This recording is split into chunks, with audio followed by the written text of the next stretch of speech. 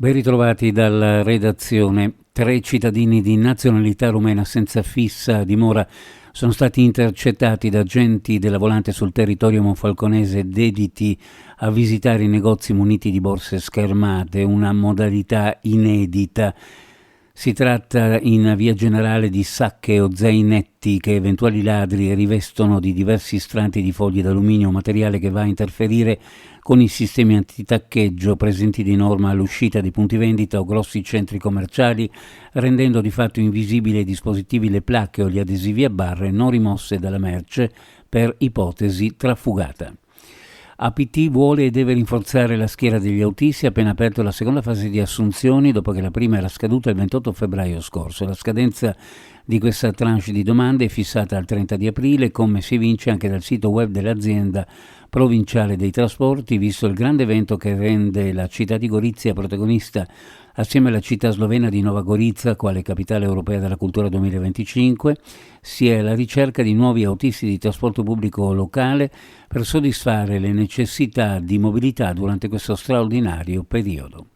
Mitia Già Luzze è stato confermato per il quinto mandato successivo alla guida della società velica di Barcola e Grignano, un'assemblea partecipata che si è aperta riproponendo la tradizione storica della presentazione ufficiale delle squadre agonistiche guidate dagli allenatori Dragan Gasic, Mattias Antonaz e Stefano Zugna, a cui è seguito il saluto di benvenuto ai nuovi soci, tra questi Andrea Tesei, l'unico velista triestino a bordo di Luna Rossa Prada Pirelli, la nomina come socie benemerite di Alice Linussi e Maria Vittoria Marchesini, le due atleti della società velica Barcola Grignano, che con il team Luna Rossa lo scorso ottobre, proprio alla vigilia della 56esima Barcolana, hanno vinto la prima Puig Women's America's Cup, la Coppa America femminile, il conferimento di 2 titoli di socio onorario e rettore dell'Università di Trieste Roberto Di Lenarda e già il questore del capoluogo Pietro Ostuni.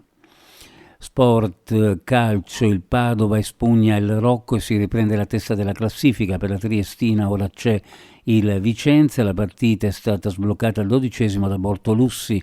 L'Unione ci ha provato senza essere davvero pericolosa, il Padova ha sfiorato il raddoppio nella ripresa, fermato solo dal palo. Prossimo impegno per la Triestina venerdì prossimo al Menti contro il Vicenza.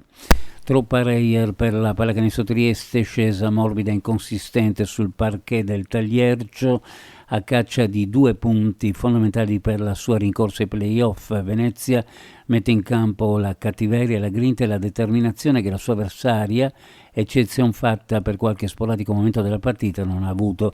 Vince dunque con merito. Venezia, per Trieste quantomeno per le proporzioni della sconfitta, un bagno di umiltà inatteso, ma un passo falso che può essere utile in vista del match di sabato prossimo contro Trento.